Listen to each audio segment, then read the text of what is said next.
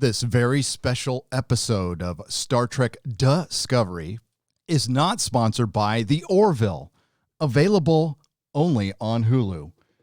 Catch the Orville, Seth Trek. Also, not sponsored by The Expanse, a much better science fiction TV show that can be found right now on Amazon Prime.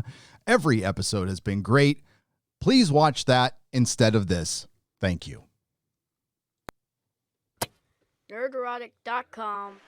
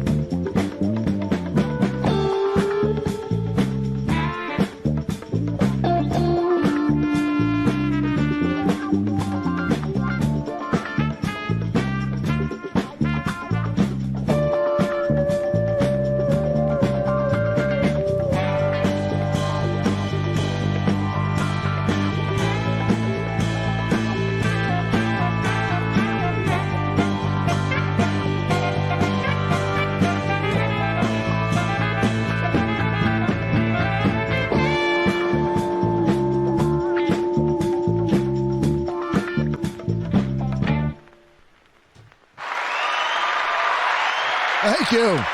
You're beautiful. Thank you. You are beautiful. Welcome, everyone. It's over. It's over, but we've got 3 episodes to go through. I'm going to go through the first 2 pretty quick, so don't worry too much about that. I'll try to get in focus. There we go. Man, that's going crazy. There we go. All right. And hopefully I can read my notes. Welcome, everyone. Welcome to the Nerdrotics. And yeah, I put in a little message. I am aware of the events going on in the world today, and this is to help you take your mind off it a little bit. Let's mock some really bad television, shall we? And there is so much to go over. I am going to do a full season review. I've been working on it. I had to put Picard aside to finish this one, hopefully by Sunday. Sunday, we are going to see it. I'm going to put everything else aside to finish this. There is a lot to go over. But we did get a return in a way of sound in space. I'm so happy about this that they decided to return. They almost brought back the tardigrades too.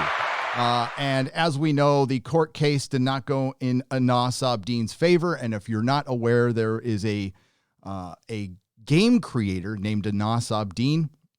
He's a pixel artist, and he was doing a game called Tardigrades, and he tried to sue CBS and Star Trek and Alex Kurtzman for plagiarism because of the giant blue tardigrade that travels instantaneously in time and space. Because CBS is a billion-dollar corporation, they were able to defeat Anas Abdin, and that's just the way it goes, and it's too bad. But in my opinion, they completely ripped him off. And you can see all my videos on the subject later. So the last episode we left off was Terra Firma Part 1. We're going to briefly go through Terra Firma Part 2, which is a Giorgio-centric episode. And even in the mirror universe, Michael Burnham is the most important thing. I think that's our big takeaway from this episode, and that the Terrans have become Klingons. For some reason, they want to die. They want to die with honor, but what they do isn't that honorable. Really, they're just awful people. And we're supposed to go through this whole mirror soap opera episode. So it was basically feelings in the mirror universe. Giorgio had obviously changed, but she only showed this change when she got there. She was the same a-hole Giorgio in their universe. I can't say the Kelvin timeline or whatever timeline Star Trek Discovery is in, because, well, be it real or not, in my headcanon, it doesn't exist. The entire episode was Saru. I don't know if that's his name in the episode, and I don't care. He does Emperor Giorgio's hair, and he does it. He makes it silky smooth, by the way, silky smooth. She empathizes with him and is able to get information that Michael Burnham is going to indeed betray her. Michael Burnham is trying to hold off a I forgot what the coalition, which is supposed to be Klingons and everyone else. They're going to make their own federation against the Terran Empire.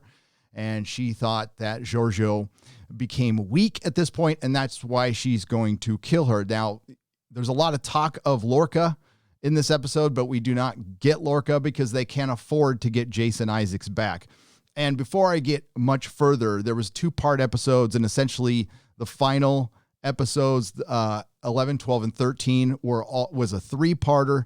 It was all done to save money and spread things out. Everything they did in these final 3 episodes could have been handled easily in an episode of television, but they just drug it out as long as they could, trying to stretch that dollar because they wasted so much in the first 2 seasons.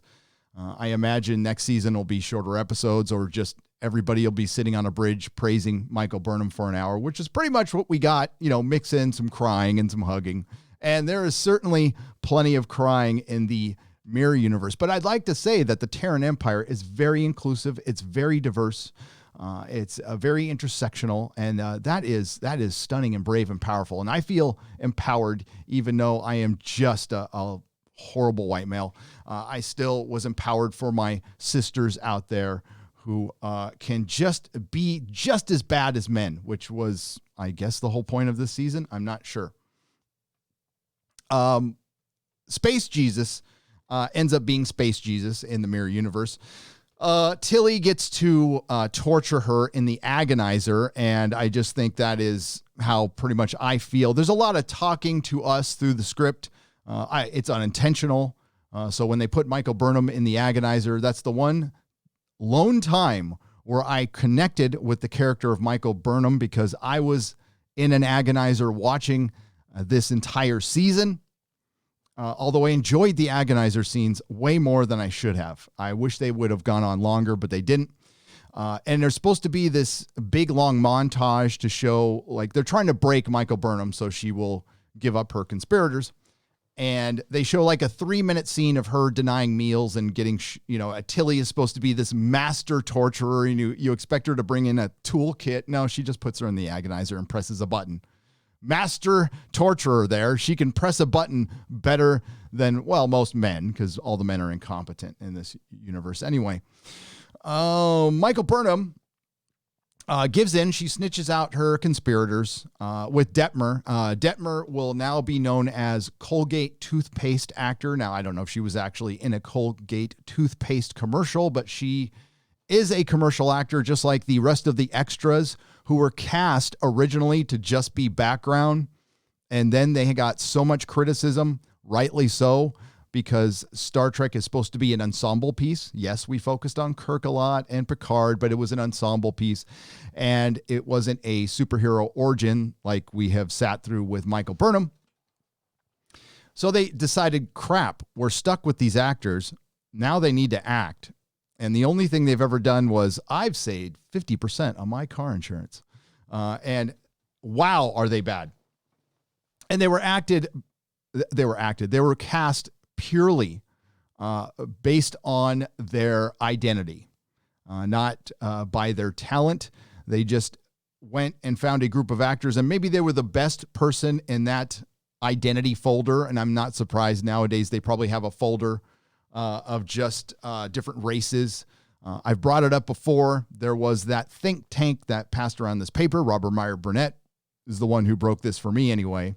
And it is run by it's funded by the Gene Roddenberry Foundation. And it basically tells you what you can and can't write. And it's intersectional 101, essentially. And that's what this show is. It's Bechdel test, or however you say that, intersectional 101. So she kills all her co-conspirators, gives them up, but oh, what big surprise. She was going to betray Giorgio anyway. They have a fight by the way, they have a fight in a prison cell, and this happens a couple of times throughout the rest of the season. So the force field is something humans can't go through, but you can shoot in and out of. But sometimes you can't shoot in, but all the times you can shoot out. I don't understand that, but this is Star Trek, and boy, it gets worse. It gets much, much worse. So they have a little fight. and she kills Michael Burnham and then kills herself. If you don't remember from the last review, they were standing outside of the doorway, which with the Guardian at the edge of forever, which is Carl, and he is in 30s clothing. He has the Star Dispatch because it's connected to the original series episode that has no connection to the series whatsoever. And so after she makes her decision, kills herself, she gets another life. Somehow she found some elixir and she earned another life. And this was a way to get rid of Giorgio so they can send her to her Section 31 show, which may or may not happen. And there is this big long goodbye. And then she finally walks through the portal. And then there's another long goodbye on the ship where everybody's toasting her for what feels like an hour.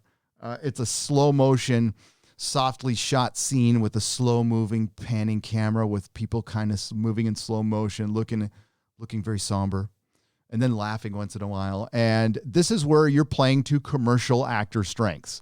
They don't have to speak any lines. They just have to emote a little bit in slow motion to some Jeff Russo music, which, listen, Jeff Russo is very good at what he does. I think he's done some very good soundtracks.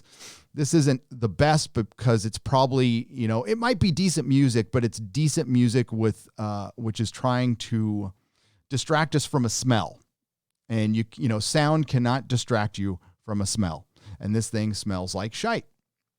And it tastes like it too, which is a line from Star Trek Discovery that we'll get to. And then quickly we find out, slowly we've been finding out that the source of the burn is inside a nebula, and there's a ship, and then there's a distress signal, and they've spent 3 episodes trying to create an algorithm to decrypt the encrypted distress signal. I repeat, to decrypt the encrypted distress signal. So when shit goes down, I have to make sure that when I send my SOS, I have to make it as hard to find as possible to ensure my death. So Adira, who we are just going to call it Team LGBTQ. That's what they are, because there is segregation in this episode. They put the black people with the black people. They put the white women with the white women. And they put the LGBTQ people all together because they can't interact. Intersectionalism. And even when Tig Notaro comes in, she's always got to have a scene with Team LGBTQ because they are into segregation, like I said before. So we're through that episode. It was terrible. And then we have Su'Kal. Su'Kal is a Kelpian. I discussed this with Az on The Real BBC.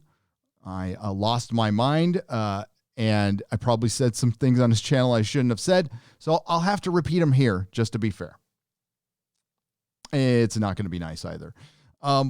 So we start this episode, and they're still saying goodbye to Emperor Georgiou. There's the slow motion, camera panning, commercial actors emoting. And this is where I'm like, oh, they're just trying to stretch this out. This was originally supposed to be 10 episodes. And they're like, oh, we don't want to look like we reduced episodes. So let's just stretch everything out. And when you shoot a 2-parter, it can be like, like a single episode. There's a lot of bottle episodes. Does the Admiral ever go to the bathroom? Does he have a quarters? He stands in front of this screen the entire season. So they're still saying goodbye. And Gray comes back. Gray has been missing from Adira. And so we start the season. We spend a whole episode on Adira, and she has a partner, her boyfriend named Gray, who died. Trill connected to her, but now she sees Gray, but nobody else can, but they just believe her. And Gray has been missing, and that has been the plot. While she's fixing this algorithm, she's been agonizing about her boyfriend. Which, if you think about it, it's kind of an Inception woke thing, and it became that's right. It's not a straight relationship because she's non-binary and he's gender fluid. I'm pretty sure I got that right, but I don't care enough to really check it out. But it's almost a straight relationship. And now, by the way, Adira is Paul Stamets' child. Somewhere along the line, she became his child. I don't know if there was an official adoption or this some kind of creepy fantasy thing that Paul Stamets is having. But now it's his child. And he confirms this later. So she's agonizing about Gray. Gray shows up. She gets mad at Gray. Gray's, got a legit issue. Gray can't be seen by anybody. And Gray didn't know how to deal with that. But, Adira makes him feel bad about that. Whoops.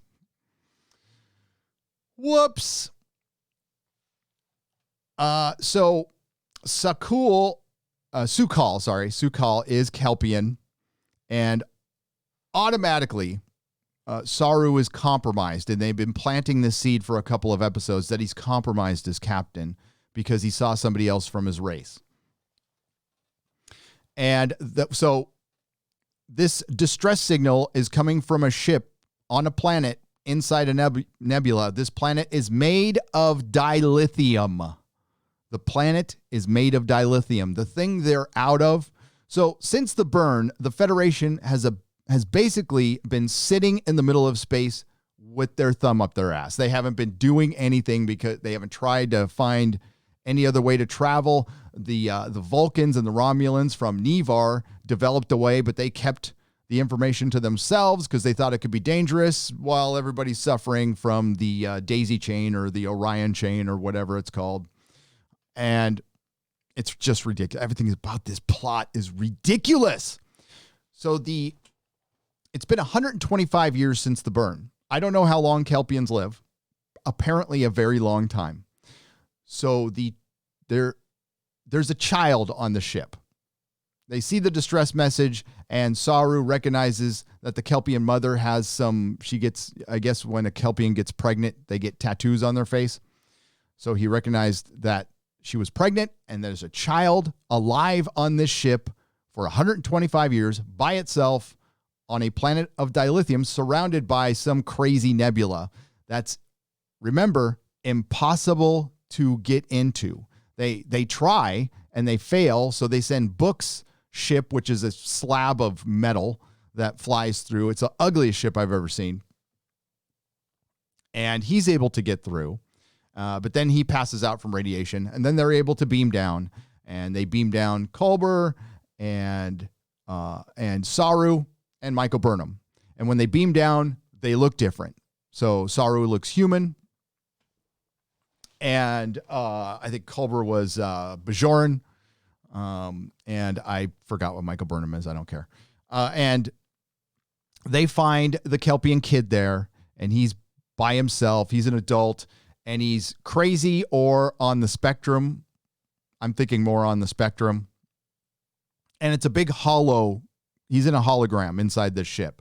And it's like a nightmare scenario. It's kind of degrading. There's whales flying in the sky. There's a monster behind the door. And there's malfunctioning holograms all over the place from the Federation. There's an elder there. And there is just a ton of trying to figure out what's going on with this kid for 2 episodes. So he caused the burn.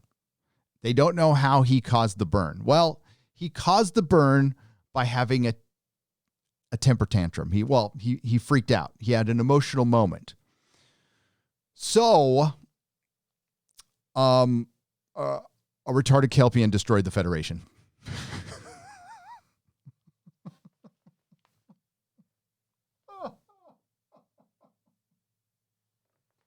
Oh my God.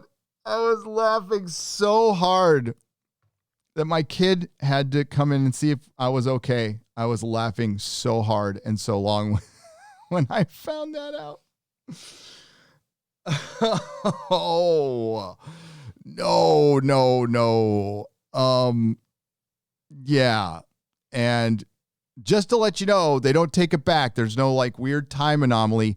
That's how the Federation dies. So if anybody thought the Discovery going 900 years in the future wasn't going to screw everything up, well, you were wrong. Alex Kurtzman found a way, and he did the impossible, and I want to applaud him. Because season 3 is the worst season of Star Trek Discovery, and that is saying something. That is an accomplishment. Because this thing is the perfect failure. It does everything wrong. It's Mary Sue storytelling. It's fanfic.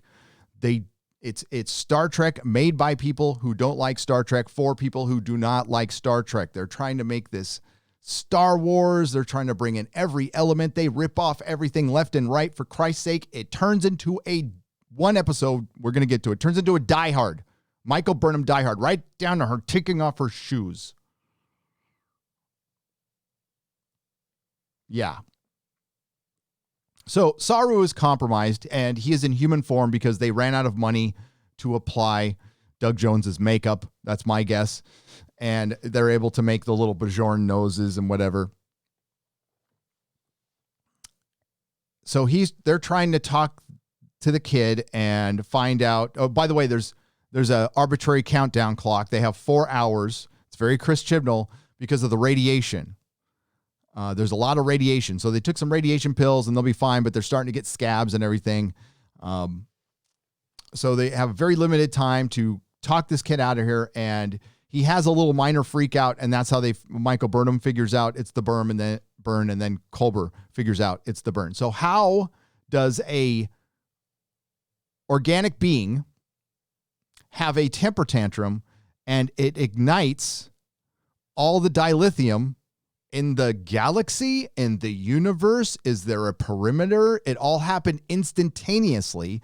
So these things had to travel, whatever caused it, had to travel faster than the speed of light. It had to travel instantaneously. Okay. I am not a scientist. I have been kicked out of 3 high schools. And we'll get there. But the last time I checked, even in subspace, that's not traveling instantaneously. The Discovery can travel instantaneously through its little mushroom poop network, but not frequency and most definitely not sound. But there might be an explanation. So planet dilithium surrounded by nebula with radiation that kills humans in 4 hours, but this Kelpian has been living there for 125 years. Originally, it was 120 years, but now it's 125 years. Not really sure. By the way, in a holo program, that is degrading. Yes, the technology is more advanced, but the holo program is degrading. I want you to remember that too. We find out Su'Kal's name is Beloved Gift. The elder says that part of the Kelpian lore is a child must face its fears before it moves on. You would think the Kelpian race would have completely changed because if you remember in previous seasons, they were not the dominant species on their planet. They were prey, but previously they were the predator. So they were predator that became prey that became coexistent with their former prey that was predator. You got that? Good, because I'm not going to repeat it. So you think their entire culture would have changed, but I guess not. They still, all the lullabies are the same. By the way, every man effeminate as hell. Booker, which is the closest thing they have to a real man in there, always carries around his cat, and he lets Michael Burnham fix his ship for him. Saru needs the elder to sing him a lullaby, a grown-ass man, a lullaby. So this monster is some seaweed Kelpian thing that he's got to face, but the monster is actually a guide to something else that we'll get to later. This is just the first part of, I think, 3 episodes here. Yeah, 3, yeah, something like that. Yeah, 4. We're doing 4 episodes. I can count. Okay. Tilly's captain. I said it. Tilly is captain. When Saru went down, he made Tilly captain. So she has a little snark off with Orion Green Sarah B. That's green more. What did I call her before? Green friendlier Sarah B. And the snark off is cringe. It's absolutely cringe. It's supposed to be Tilly acting tough. And then her character completely changes after that. But Tilly becomes captain, and what's the first thing that happens? Her ship gets boarded. Question: transporter inhibitors exist because I've seen them. So you just spent a bunch of time getting the Discovery up to snuff for the 32nd century. It got a complete refab, right? To where the nacelles, they call them nacelles. I've always called them nacelles. I might be saying it wrong, but it's been, decades? I'm not going to change it. The nacelles can now come off for some reason. But they didn't think about, because you can transport anywhere now. You can hit your little badge and transport into a bathroom and stuff. I don't know. Having some kind of system so people can't just transport onto your effing ship. Your one-of-a-kind ship that you said everybody's after. You better watch out. You got to be careful. You got to be careful. Oh, we totally forgot that people can just transport in your ship and take it over with guns. That's exactly what happened. The show is stupid.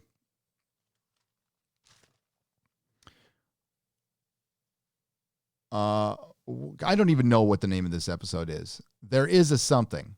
I don't care. It's episode 12. I can't read my writing there. This is Tripe. Maybe I put that. This is Tripe. That's the name of this episode. So at the end of the last episode, Michael Burnham is able to get off the planet, but Saru and Culber decide to stay with the child, or with Su'Kal, so he doesn't have another meltdown again and cause another burn, because he almost caused another burn. The Orion chain boarded the Discovery, and they have a bigger ship that was cloaked out there, and they have these little chains, and they wrapped around it, so it can't get away now. So Michael Burnham got onto Booker's ship, which had left to go. He went to go get her. He comes back, and the Discovery and the Orion Syndicate chain, whatever ship, disappears. They spore drive it out of there. They force Stamets to pop him out of there. They put a neural inhibitor on him, but they were still able to force him to jump, whatever. This is where they introduce Professor X. Professor X is there, Professor X with beard and a hair. And this is where the diversity quota is now complete. They have a guy in a wheelchair in the 23rd century. They say it's some genetic disease, or the 32nd century, I'm sorry. This was about 900 or 800 years after they were able to transfer Admiral Picard into a golem robot body. But this guy can't walk. Okay. They said it's because of the lack of travel.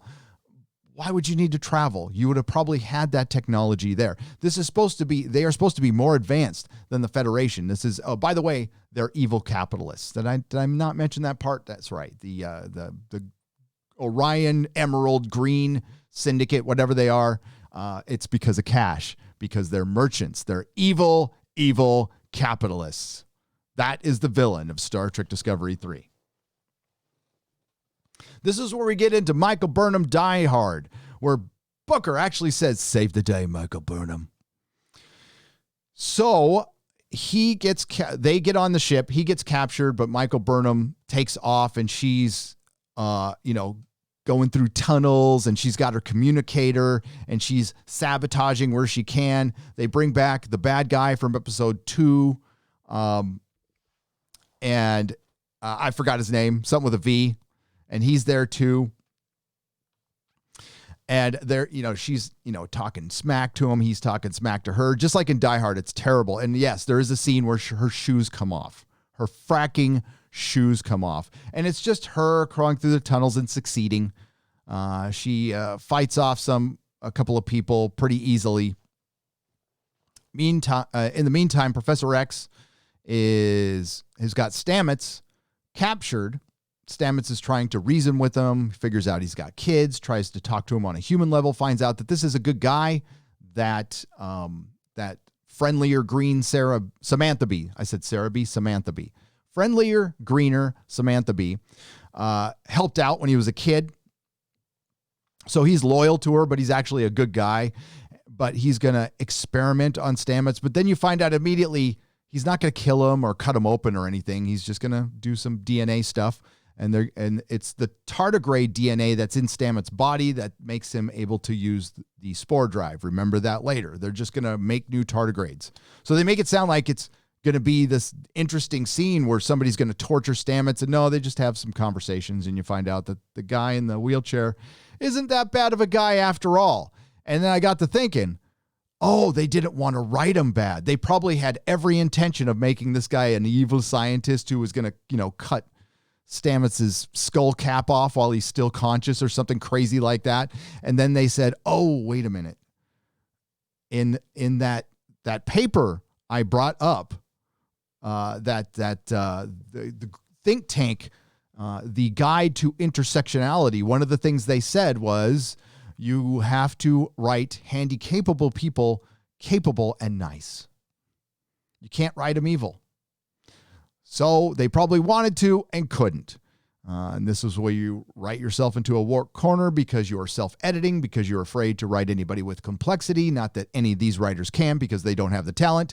And you don't write them like actual human beings. That's why nobody can actually connect with these characters. Characters are the most important thing in a narrative, for me anyway. It makes me forgive a lot of plot holes because there's plot holes in everything. We all know there's plot holes in everything. But if you have a good character that you give a shit about, that's what you're focused on. But when you're not focused on good characters because they're all a bunch of blank pieces of wood, you start noticing glaring plot holes. And Alex Kurtzman and Michelle Paradise are very good at writing those. They are exquisite.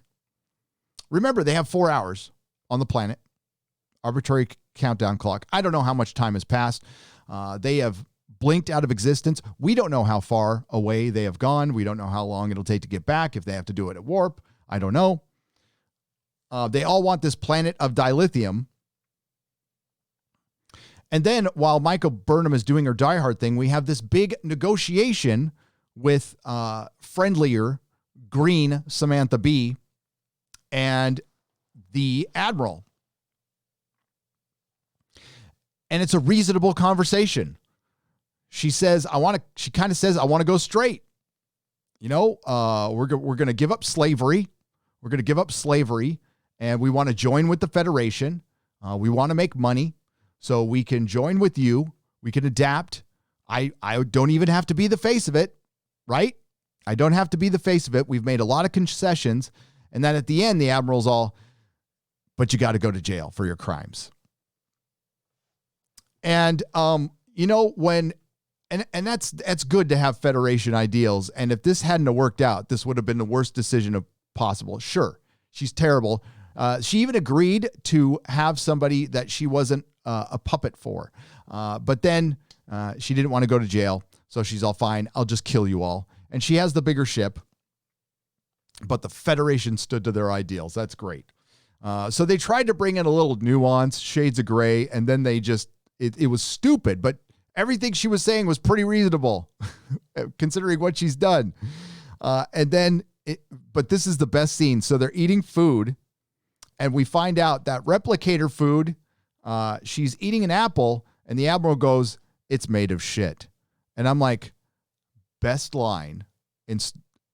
most descriptive line of Star Trek Discovery. Self-descriptive line. So yes, all the replicator food is made of their poop. And then he eats the apple. And I think there's a lot of underlying meanings there that we don't have time to get into right now, but I will in my video review. So Stamets doesn't get tortured. He has a little conversation with Professor X. Again, we find out Professor X is pretty cool. Capitalism is evil, and I love it when millionaires who work for a billion-dollar company or a multi-billion-dollar company make commentaries about capitalism, don't you? It's hilarious. It really is. So they open fire on Discovery, and the rest of the season is just this firefight and Michael Burnham succeeding.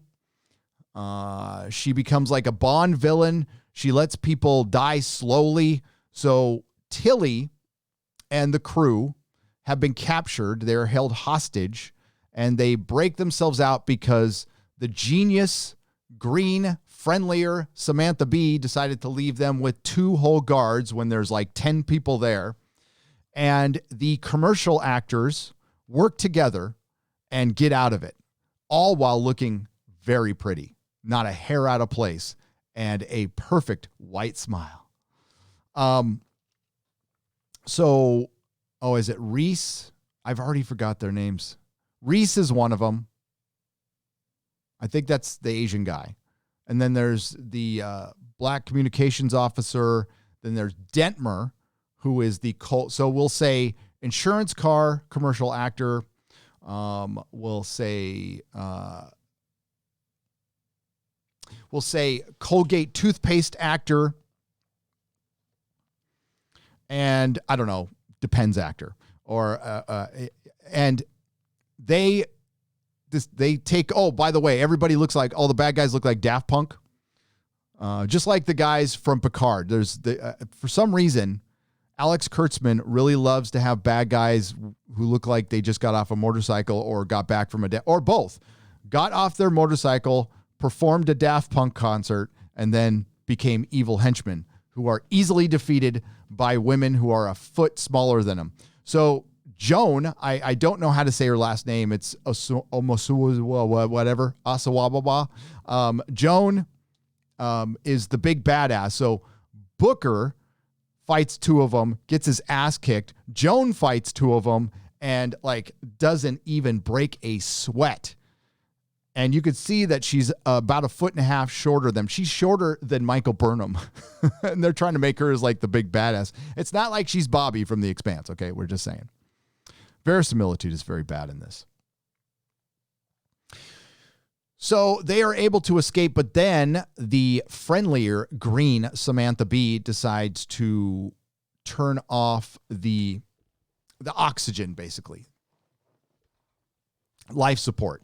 But she decides to do it slowly instead of just shutting it off. She wants them to die slow. And we know this because David Cronenberg pops up and says she wants them to die slow. And then we never see him again. So while they're running out of oxygen, they somehow have a little oxygen thing that they're sharing. While they're running out of oxygen, they're telling stories to each other. They're yakking away. Blah, blah, blah, blah, blah, blah, blah. What have we learned I learned this from like 1960s television. If you talk, you use up oxygen. But Joan wants to tell a story of how she held her breath for 10 minutes while hunting abalone. And Tilly wants to have a big, long story about her birthday and while they're all running out of air. So diehard Space Jesus Michael Burnham contacts Tilly and says, remember your birthday? Too bad there wasn't fireworks for your birthday. Out of that, Tilly was able to extrapolate that she was talking about the time when Tilly was upset about her birthday. This is Captain Tilly, by the way, who was commanding people, was sad on her birthday. So she went to the nacelles and had a good cry. And Michael Burnham found her there with some booze, and they played poker, and they got really drunk, and Michael Burnham didn't say happy birthday. Somehow, Tilly, and then she said, I wish there was fireworks. Tilly figured out that, I should go to the nacelle and blow it up while we're in warp, so it'll knock us out of warp. Okay, so that's what they do. They get a bomb somewhere. They just find a bomb. Because when you've got your prisoners running around, you just want bombs that are accessible, or you can make something into a bomb. So they all pass out, and then Joan is able to, by the way, at the end of one episode, like 3 droids just showed up, and it's the AI computer with the British sexy voice. And they said they're there to help, and it looks like it's a big inspirational moment, and then they all just get killed. But one of the robots helps Joan, who can hold her breath for 10 minutes, which... I checked this, by the way, while the world record is an Italian man who did it for 24 minutes and 3 seconds. I don't know how the hell he did that. Most human beings can't do it for more than 5. But she's special. And she is able, believe it or not, they succeed. And everybody lives. They blow up the nacelle, which doesn't, even though they detached, somehow it was still attached. And they just popped right out of warp. And I won't even talk about now because when people watch The Expanse, they should go, yeah, they should all be like little spots of jelly on the side of the ship. Yeah, that should happen a lot. But I think dropping out of warp instantly might be kind of bad. But remember, there was another ship. Well, when the Discovery dropped out of warp, that other ship that was in warp with them somehow just came right back and was right there. How would they know where they dropped out of warp? It doesn't matter. It doesn't matter. Book gets tortured again when Michael Burnham eventually gets caught, and they want to know the location, or they want to know how to get to the dilithium planet where the retarded Kelpian is, and who had a temper tantrum that destroyed the Federation. Michael Burnham knows where the planet is too, and I think they know that she knows, but apparently they forgot. So they torture Book, and then she breaks him out, gives them adrenaline. They fight their way out, kill a few people. A lot of action, which you can just kind of fast forward through. In the meantime, Michael Burnham has stolen a regulator badge. Now, the regulators are the Daft Punk guys. They work for the Emerald Chain. And they need to access. So 2 episodes ago, an Andorian was able to hack the entire Orion thing with a little hologram of a ball that he was playing with. But they can't hack this system, and they need to get to the core to reset the computer so the life signs come back on. In the meantime, Michael Burnham stole a regulator badge, which she was able to communicate with other people in the ship. And those regulator badges act just like the Federation badges, which that gives you access to the computer. So when the regulator badge was stolen, did they use it to track her? No. Did they deactivate it immediately? Do you think they would know if a regulator badge was stolen? There might be some kind of bio thing with it that if it's off the person it's attached to, you would immediately know. Nope, doesn't matter. So they need to hack the computer, but she's able to get into it right there. Doesn't matter. Doesn't matter.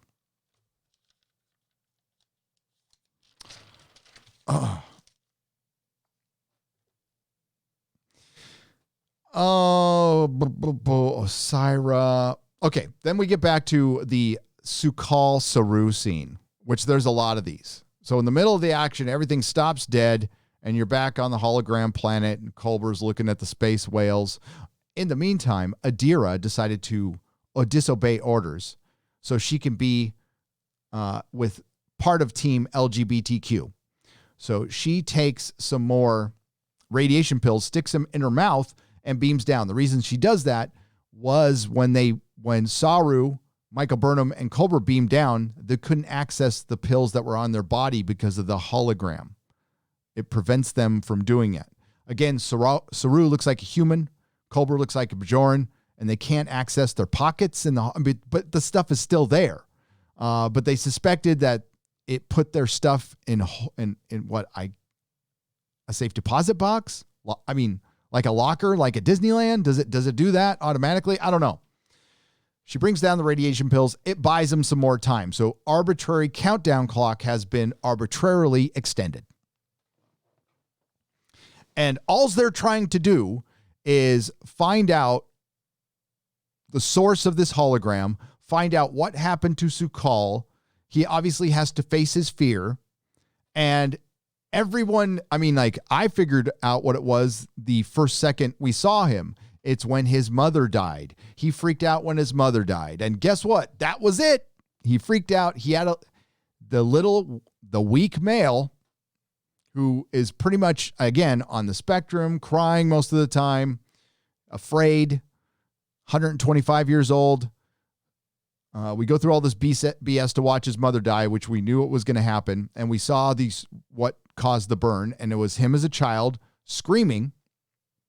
That sound resonated through the dilithium of the planet, through the hologram program that was degrading, and it blew up every ship in the galaxy.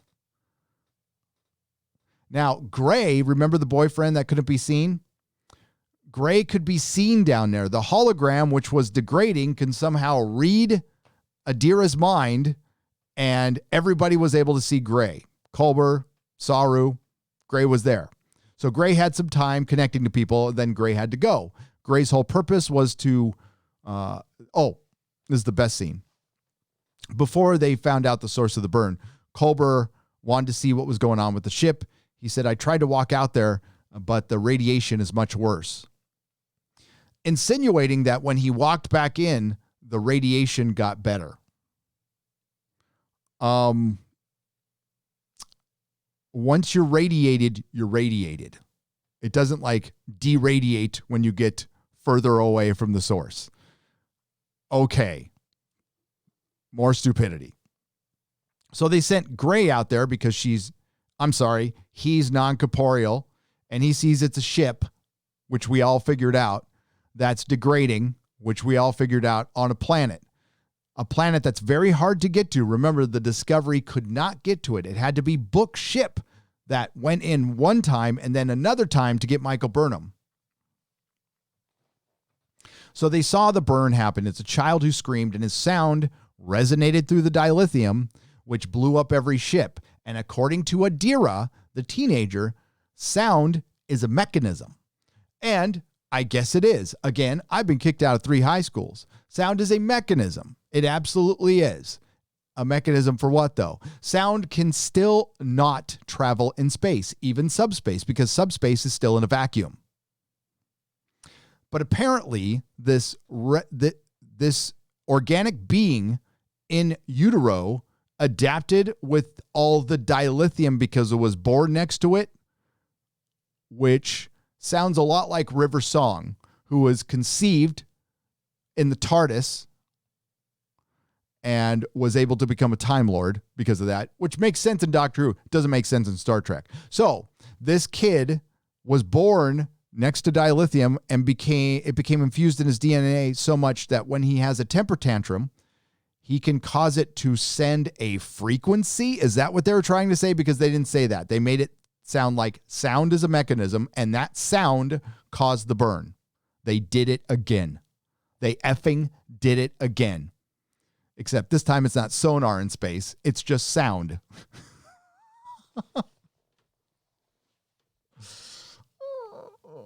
And again, I'll give them an out. Maybe they were trying to say that the sound created a frequency. There is a spot right there in my glasses. It's annoying me.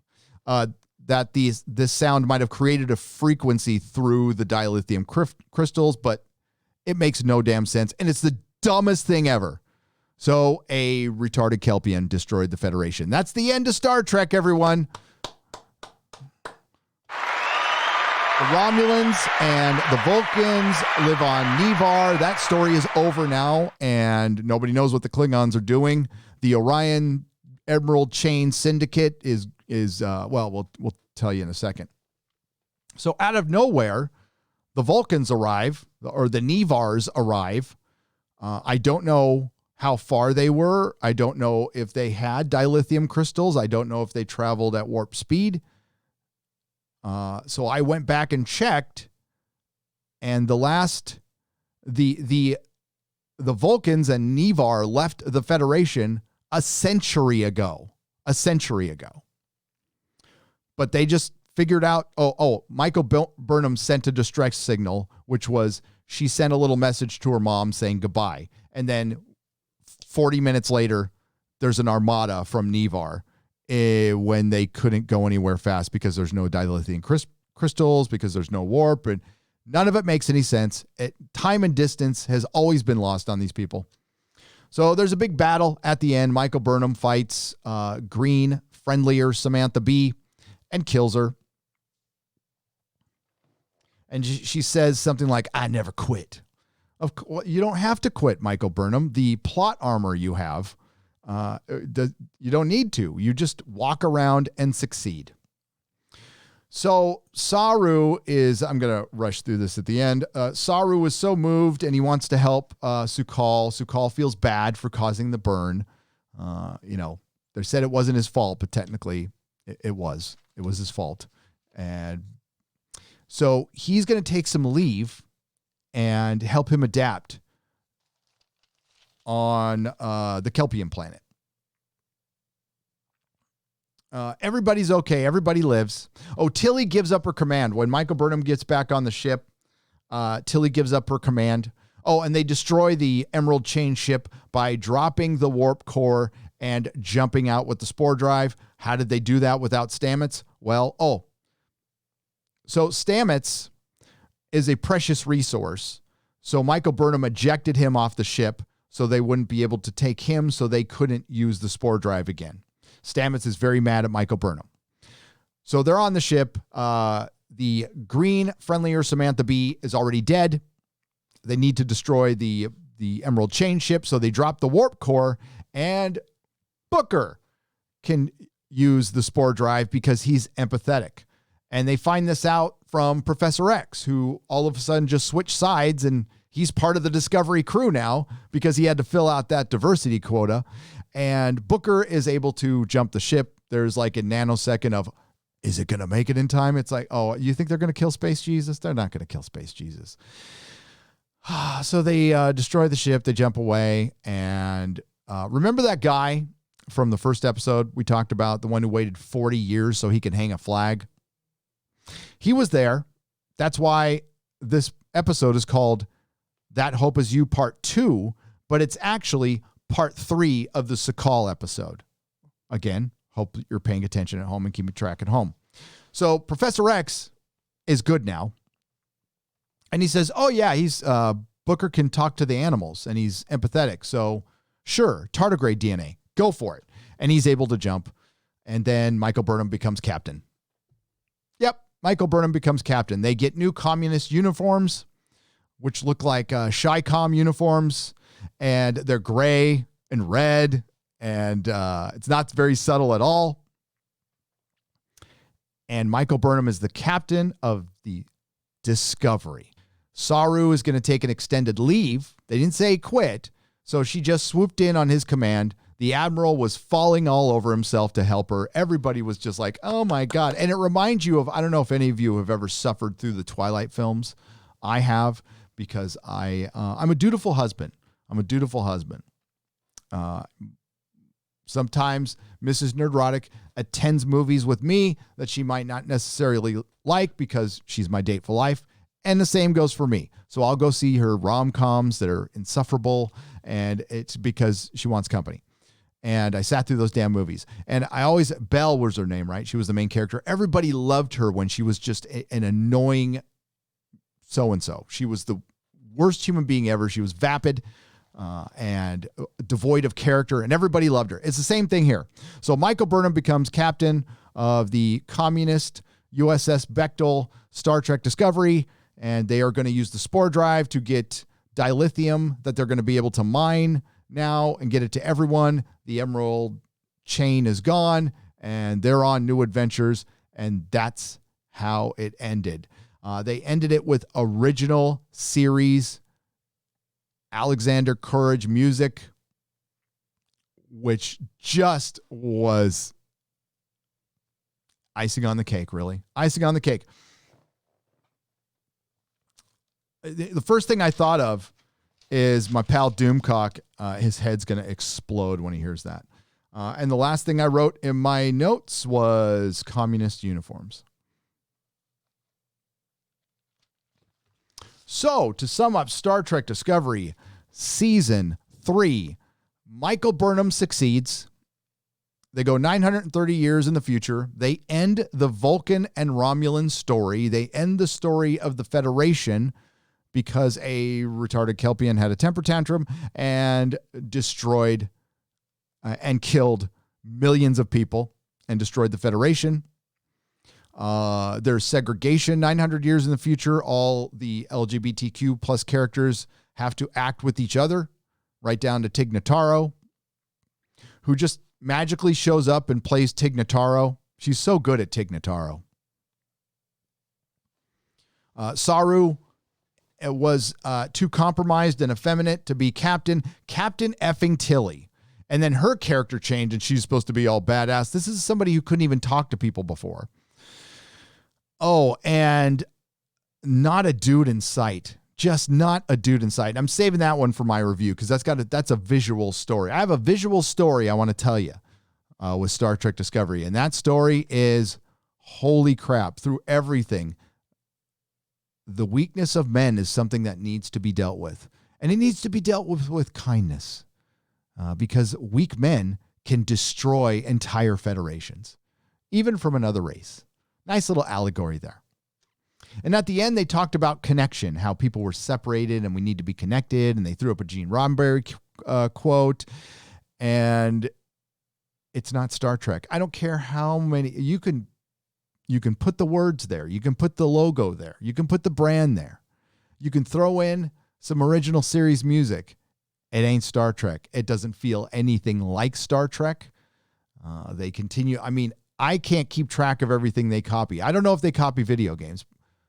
They did through Picard, but they copied Die Hard, effing Die Hard. They copy The Expanse. They try to copy The Orville. They try to be funny. Problem is the writing is horrific and the actors are not good enough. The pretenders aren't that. And you get what you pay for. You get what you pay for. But this is going to get a season 4.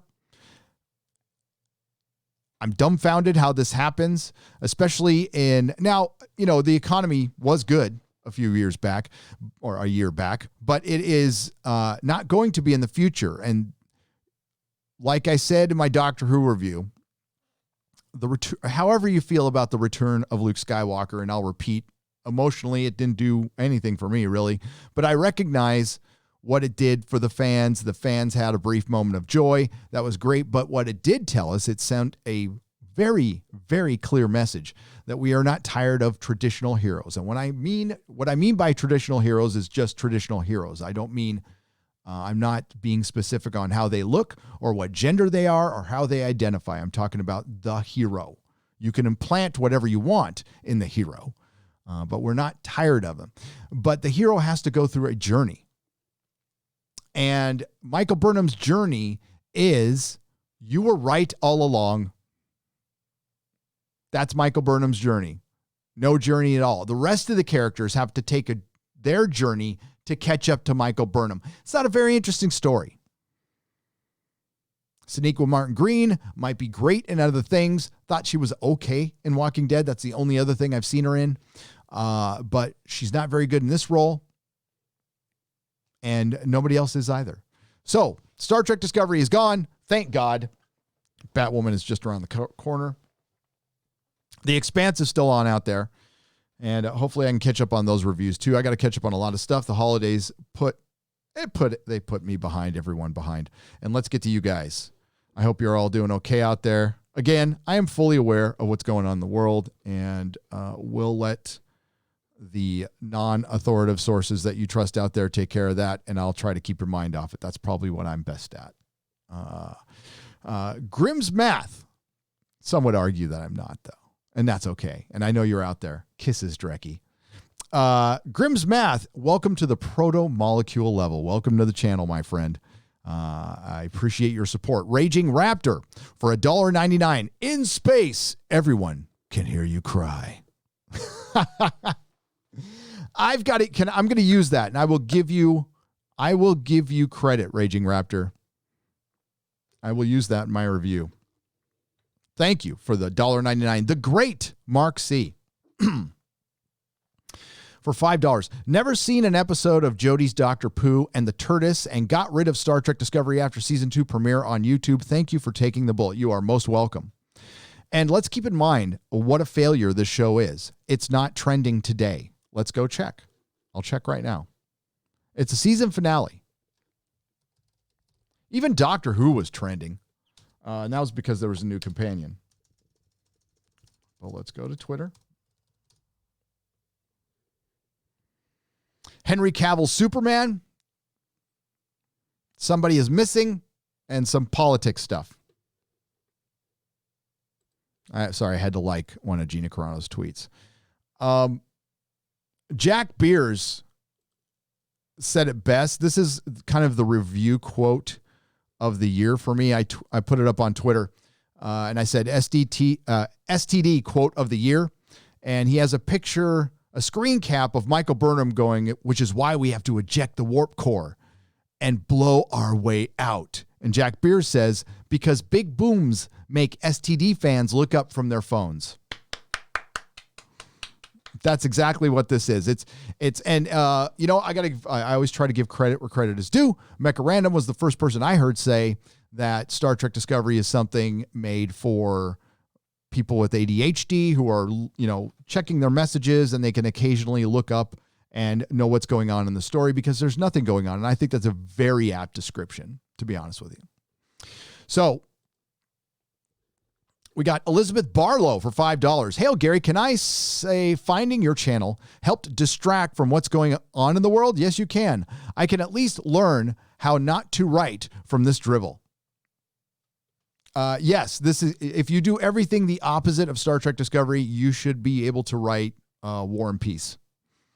Oh, my God. Tupac Shakur is in the chat, ladies and gentlemen. Oh, I'm sorry. Wrong button. Tupac Shakur. I knew you were alive, buddy. For $1.99 says, props to the whole crew. Keep up the mission. I will, Tupac, and you keep making music. You damn genius, you. I miss Tupac. Not the biggest hip-hop fan in the world, but I did like some Tupac. I did. I'm just trying to figure out how to say this name because I don't want to get it wrong because it's a $49.99 super chat. Thank you. Nomistank. Is it Nomi? Because it's G. Nomistank or Nomistank or Namas. Is it Namas? No, I don't know what that says. I'm sorry. I've kicked out of 3 high schools. Like I said, hail, Gary, love your work. You need more merch. Thank you for being a great inspiration. Steven, thank you. I do. I need time to design it. I don't have teams of people. But I'll Mrs. Nerdrotic is on that. She's the merch manager. But she's doing her own job right now. And thank you for the very generous super chat. And I will abide. Jack Beers. I was just talking about Jack Beers. Jack Beers lives in my region. Met Jack Beers at a meetup at Comic-Con. Great guy. He's been all over Star Trek all year. Go follow him on Twitter. If you want to see basically a minute-by-minute rundown of every episode, Jack was on it. God, that was terrible. Just terrible. Kelpian in a hologram on a crashed ship on a dilithium planet in a nebula caused the burn because mom died. Mystery box inside of a mystery box. I hate this crap. Yep. You're a lot nicer than my description, I gotta say. Last Camel Stands for $5 Australian. Thank you. Thank you for the super sticker. Prayers to you. Prayers to everybody. Be safe out there. Keep your head in a swivel, okay? Samurai for $2. I've been waiting for this. I needed this. Oh, yes. And hey, listen, I'm tearing into this thing. Here's my plan. I don't know if I'm going to do it. I'm no Red Letter Media. I'm no Mahler. I'm no critical drinker. And, you guys know how much I love. I Critical Drinker and Mahler are geniuses on YouTube. But I'm going to do this to Star Trek Discovery. This is my visual. It's what I'm going to try to do in this review. Very slowly tear it to shreds because it needs to be. This kind of TV needs to stop. This drivel needs to stop. It is setting everything back. It is setting society back. It's making people dumber for watching it. And it's killed the brand. It's absolutely killed the brand. You cannot come back from this anytime soon. Now, I will argue that I think out of Star Wars, Star Trek, and Doctor Who is by far in the worst shape, and you'll get a video on that, a very short one, explaining that tonight or tomorrow. you can turn around Star Trek. It is possible. You could just say none of the Kurtzman Trek counted, and that's pretty much it, except for Picard. Picard did some damage. Star Trek Discovery can be wiped out of existence pretty easily. And I think they can do it. Because the biggest reason they won't do it with Doctor Who is because you'll be wiping out the existence of the first female Doctor, played by Jodie Whittaker, who absolutely failed Doctor Who, not the BBC. The BBC did too. Nobody would ever do that. But erase this stuff, I think somebody might. But it's going to take years. And the biggest problem is, sure, the hardcore Star Trek fans will be ready for it at any time. There's fewer and fewer of those every single day because of this show. You drove away a lot of the hardcore fans, and no normie is into this stuff. Now, maybe your garden variety average CW viewer, that's not the viewer you want for an IP that has billion-dollar potential. If you just wanted to make a CW show, make a CW show. You didn't buy Star Trek. You don't own Star Trek to make a CW show. You own Star Trek to make ships, action figure lines, massive toy lines, T-shirts, tchotchkes, very expensive models, very expensive ships. That's what you make this show for. And what did you do? You made everything ugly. Everything is ugly in this show. The ships look horrible.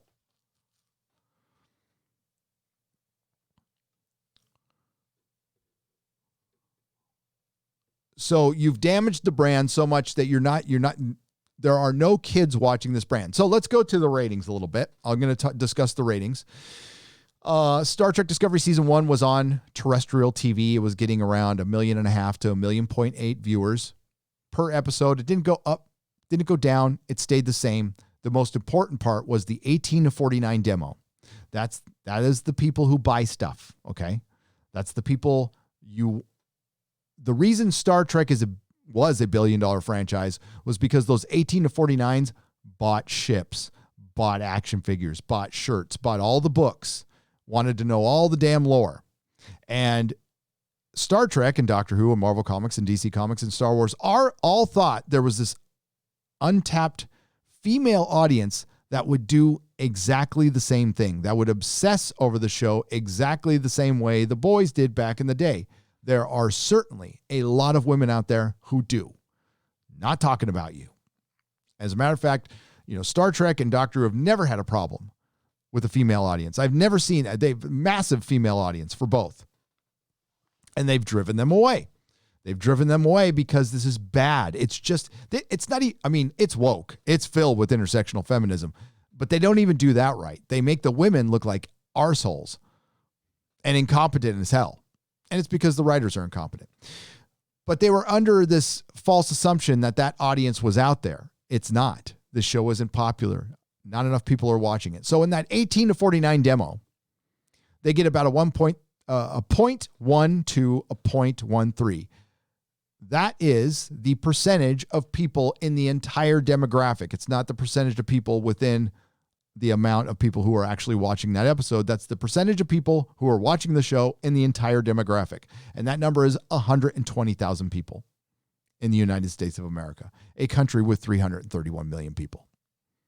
120,000 people in the from 18 to 49. So are you telling me that the other 800 plus thousand people watching, even more, 1.5 million people are over 50? Yes. There's no kids watching this show. It's old. Same thing with Doctor Who.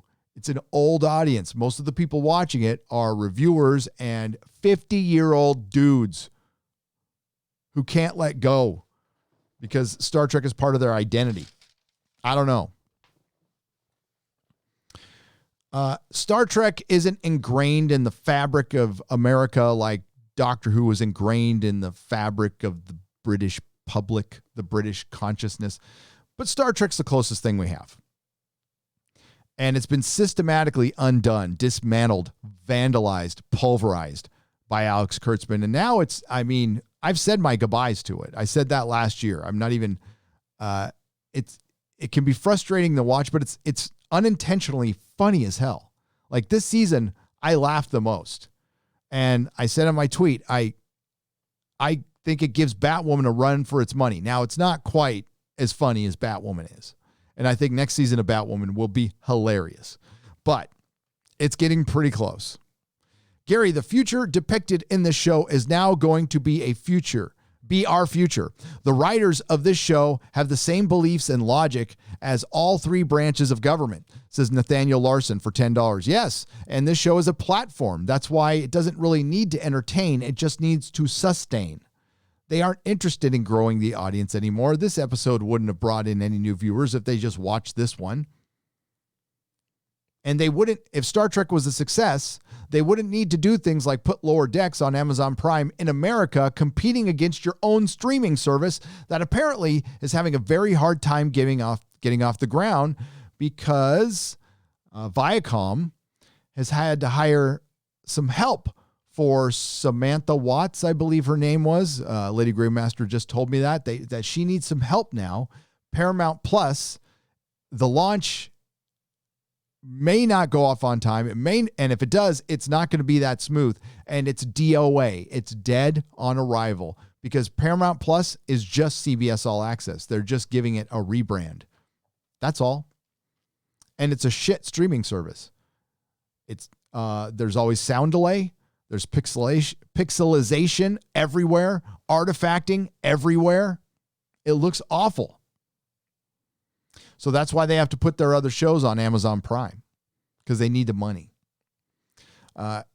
Polaris sucks for 2 Canadian pesos. What a trash show. It really saddens me. Saddens me as well, my friend. Saddens me as well. But at this point, I'm just laughing at it. Arizona Anime Fan for $5, 2021. STD so vile. Main cast of characters specialize in torture. In Star Trek, not one comment. This show hates everything that made Trek great. Remember, you're right, Arizona Anime Fan, for $5. Remember the episode where they had the guy cleaning up the body slop of Nealon, and they said, "Oh, that's Gene," and they thought it'd be really funny that the guy who had to clean up slop of a dead body was Gene Roddenberry. It was supposed to symbolize Gene Roddenberry.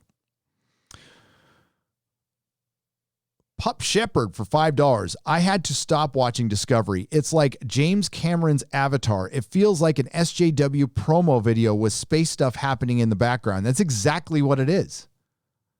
It's SJW propaganda with explosions.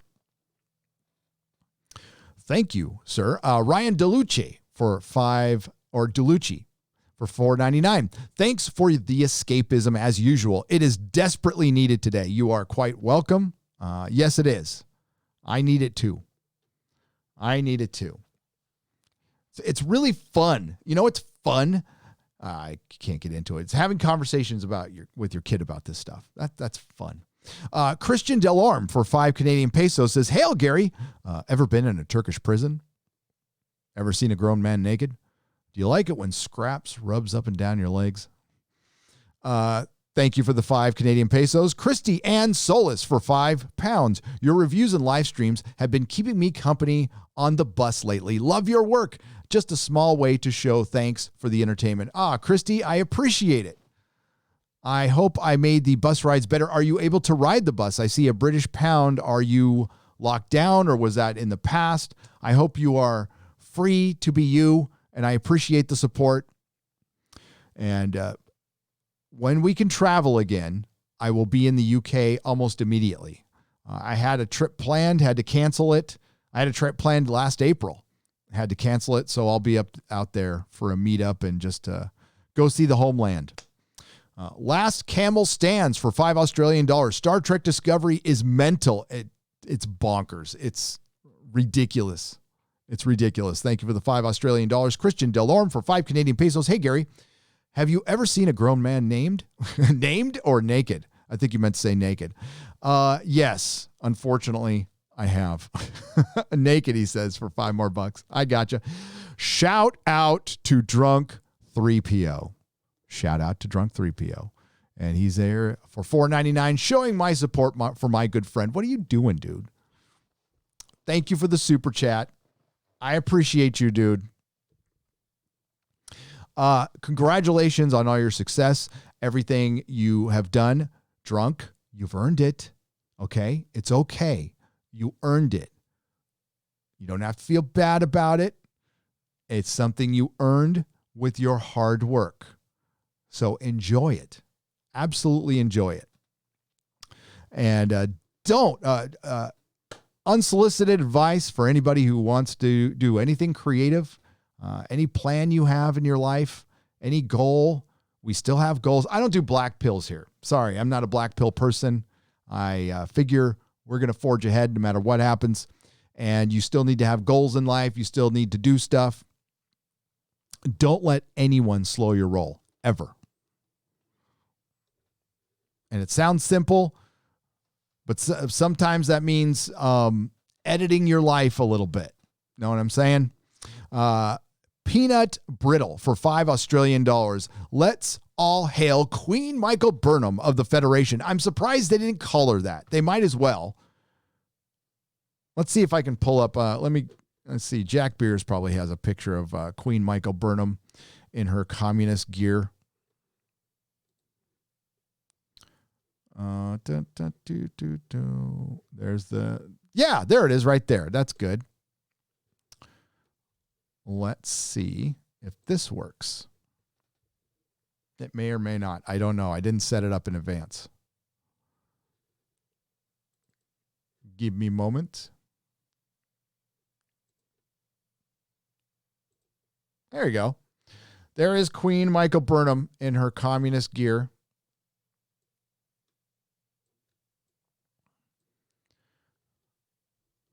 Doesn't that look a little Chi-Com to you? It looks a lot Chi-Com to me. I think that's the kind of uniform they want us all wearing someday. Like I said, there it is, Dr. Evil. Right. Right.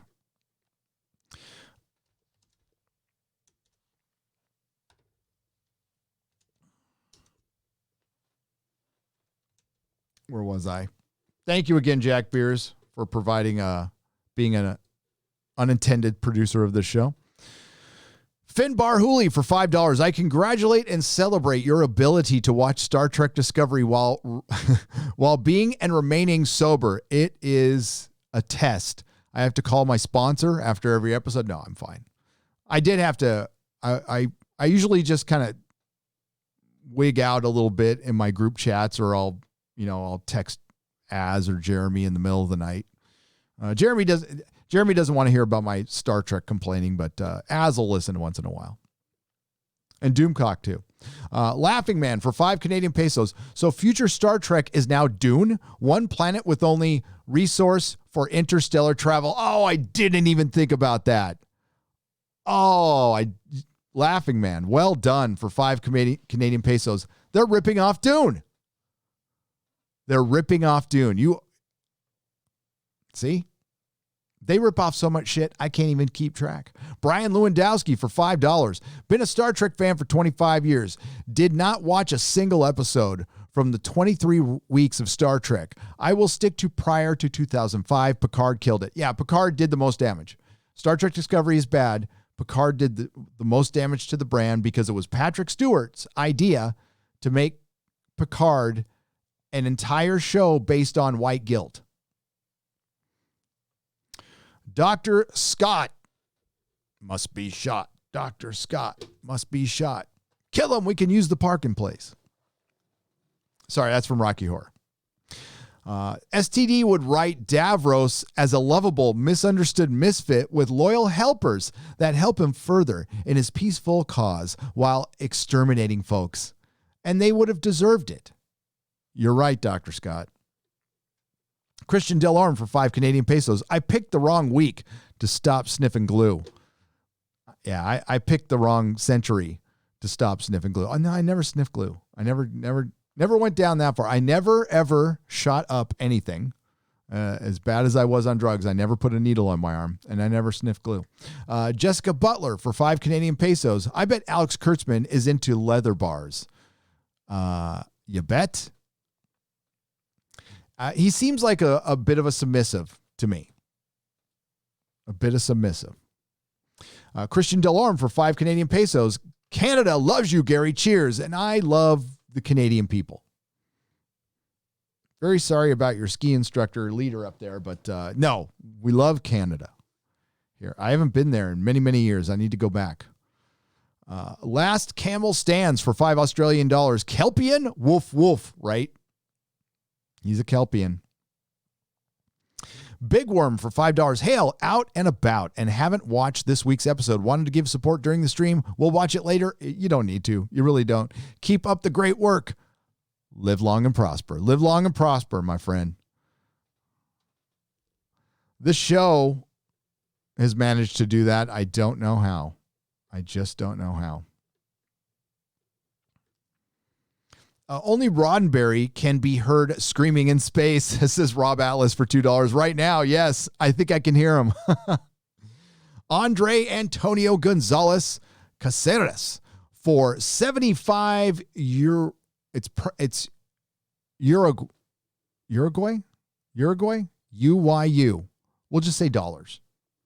If I am born near the Klingon time travel rocks, I can time travel at will? Yes. Or make planets to time travel if I get into a tantrum near a time crystal? Yes. I was born near a freeway. So if I scream, all the freeways will explode on the entire planet. That's a true story too. I was born in a building under a freeway on-ramp. That's basically what it is. That's what they said. So Culber's scientific explanation for the Kelpian on the spectrum being connected to dilithium crystals physically is proximity. That's it. Proximity. But I think they meant the energy created by the dilithium crystal, but that's still the dilithium crystal. So that means if I'm born next to basalt, again, the next time I have a tantrum, all the basalt on this planet will explode all at once. Tyson Jaleel for 5 Canadian pesos. So now any empath can pilot the ship? Yep. Well, empaths that can talk to animals. Seems the first order would be to go back to Book's planet and grab a bunch. Forget dilithium. Yep.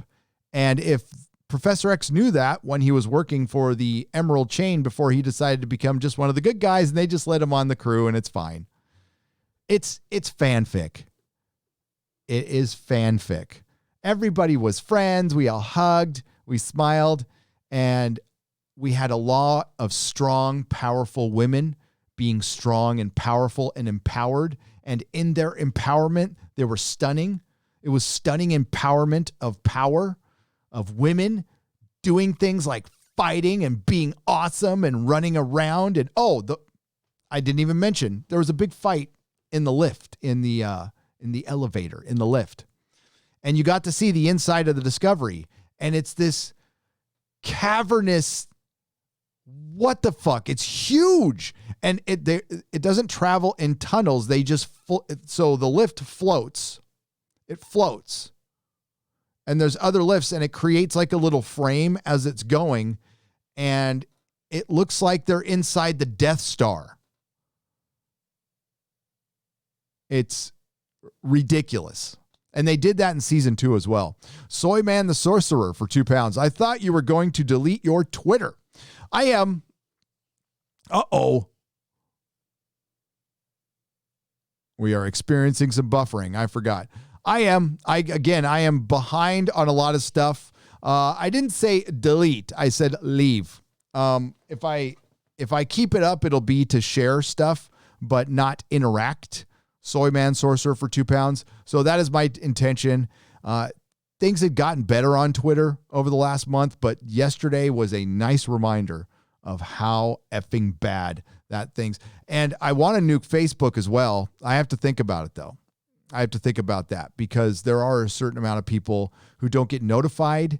If notifications went out regularly on YouTube, I would nuke everything, but they don't. So I use these for notifications. Parler was down for a minute today. But I was able to get back up. But that is my intention. Az and I are going to do it together, but time got away from us. M Tax Shark for $1.99. Thank you for the thumbs up super sticker. Morgan King for 5 Canadian pesos. As someone who has had ADHD, STD sucks big time. I preferred old Star Trek over this any day. Morgan, I have been labeled with that as well. Not saying it doesn't exist. It surely does. I think it's just ADHD is just a trait. I don't think it's anything. Well, it's not. You're not. There's nothing wrong with you. I was called hyperactive as a kid. I just was a kid with energy. That's all. Just a kid with energy.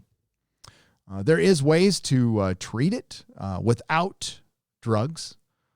You can, and it's basically it's a training you go through, and it works. It works. Sassy Marie, thank you for the $2 and the farting Japanese dog. Farting hearts. Nathaniel Larson for $5. Thank goodness you aren't Red Letter Media. You cannot even review Wonder Woman. At least Jay is hopeless. You are way better. Wow. Thanks. Yeah, I heard a lot of people talking about that they got bored with the movie, and they got 1 million subs. They're Mr. Plinkett. That is kind words, though. Thank you. To even be compared to them is an honor. Zathras for €5 coming to your streams is an equivalent of save friend and enter. Yes, save friend and enter. Belo. It's Belo, right? You're basically the faraway friend we just love hanging out with. I appreciate that. You can hang out anytime. It's all good. I've gotten a lot of kind words towards the end of the year, and it was kind of overwhelming a little bit. But I wish I could shake all of your hands. Yes, shake your hand. Human interaction in person, and maybe I can someday at a meetup or something. Fear of FEMA for $5. I can't imagine this Trek will inspire a new generation of scientists like Real Trek did. Yep, and you can tell that's what they're trying to do, Fear of FEMA, because we need women in STEM, right? So this matriarchy, it's like they're trying to make up for all of Harvey Weinstein's wrongs in a single series of television. There is 3 women to every 1 man. Roughly, at the very least, it's 2 women to every 1 man. If there's a man in the scene, there has to be 3 women balancing it out. And it's noticeable. And what they took away is Star Trek was egalitarian, perfectly egalitarian. I don't care who the captain is. I don't care if it's a black woman or a freaking Filipino woman or whatever. I don't care who the captain is. I just need a good show. And I need some masculinity in my Star Trek, because Star Trek is a masculine show, and that's why it succeeded, because it had masculinity in it. This show does not have masculinity. It's devoid of it, and that's why it doesn't work. It doesn't need to be all that. Never did, never said it had to. I don't care what the people look at. I don't care how they identify, but I'm reminded of it every 5 seconds in this show. It's like Bill in Doctor Who was always reminding us in some way, she didn't say it out loud all the time, but she reminded us in some way every episode, multiple times an episode, that she was a lesbian. It's like, I got it the first episode. I got it. And what's the context of that? Well, the LGBTQ characters have to be around each other all the time. Why is that? That's so weird. Why don't they interact with anybody else?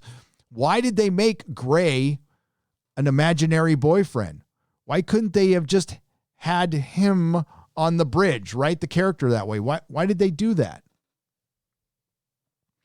Was it because the actor was limited? Because that's what I think. Archmage Frey for $5. 900 years in the future, and the only 3 aliens they run into are ones that have connections to the crew: Barzan, Vulcans, Kelpians.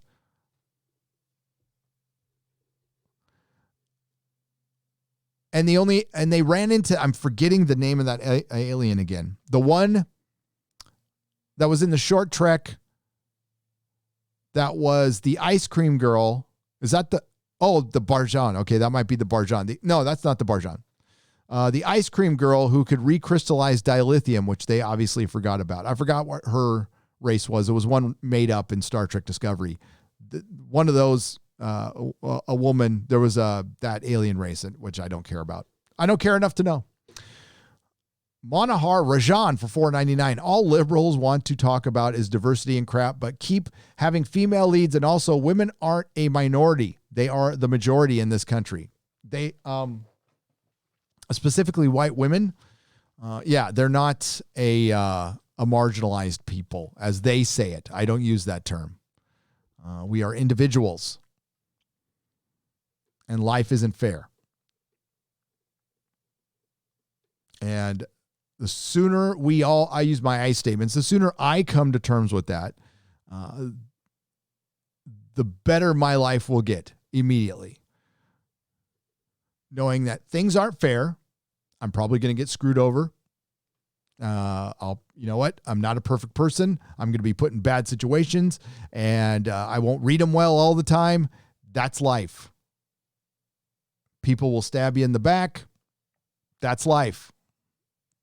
Learn from it, but don't be a victim of it for the rest of your life. And that's the worst message this sends to kids. So I'm glad kids don't read Marvel comics. Kids don't read DC comics, which is a shame because there's a lot of good DC animated series out there that kids do watch. Kids watch DC animated stuff. Kids don't watch Star Trek Discovery. They don't watch Doctor Who. And that's good because the lesson they send is be a victim. Wrap your victimhood around you like a warm blanket and live in it and never progress as a human. And you can't if you're a victim. Listen, all of us have had something bad happen to us.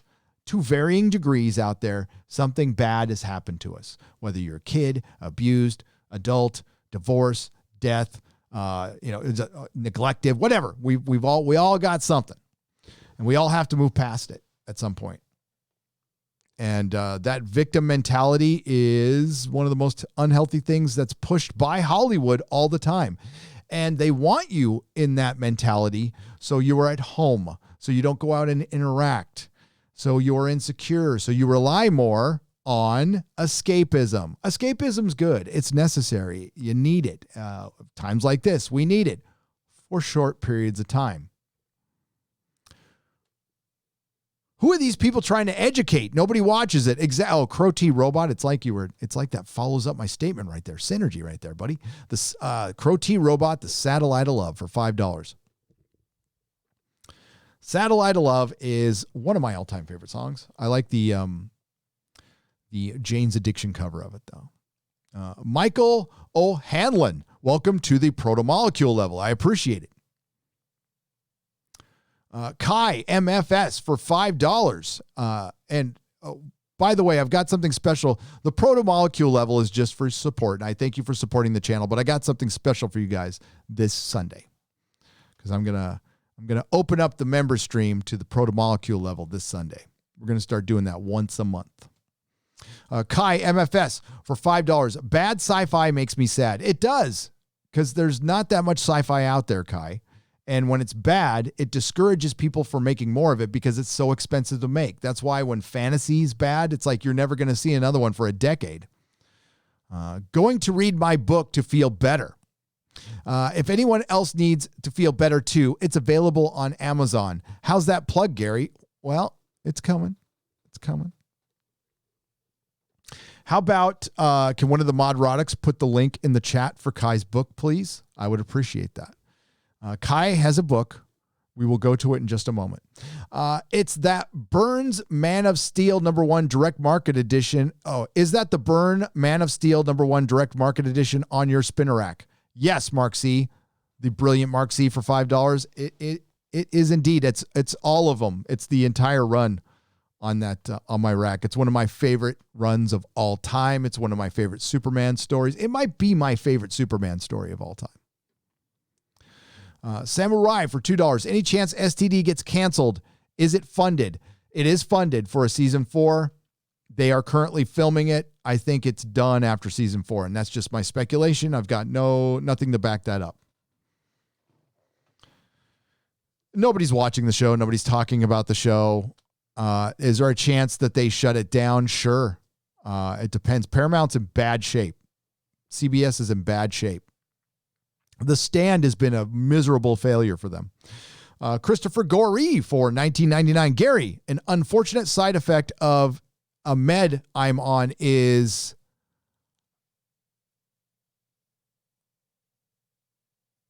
I can't tell what you're saying there. And I know you're trying to be safe, right? You're trying to be safe by not putting in the chat. I'll just say your content efforts in 2020 helped hugely. Also, here for you, I'm here for you and yours in Texas. Christopher, a.k.a. the Good Reverend. Thank you, Christopher. I appreciate you. We will be going there soon. As a matter of fact, very, very soon. I've got to get some work done because it looks like we're hitting the road to go look at a house. So, yeah. And I hope you feel better, dude. I don't know what that is. And thanks for trying to keep it out of the chat. I'm sorry I couldn't decipher that there, but I hope you're feeling better. Lagnad won for 50 Norwegian krona. They should rename the Discovery the USS Queef. It's a what did I say it was? It was it's a intersectional class starship, the USS Bechtel. Phantom Boomer for $5. In Alias, Kurtzman hyphenated his name with his wife as Kurtzman Counter. Kind of a wuss. He did? He hyphenated his name with his wife? Oh, no way. Oh, that's cringe.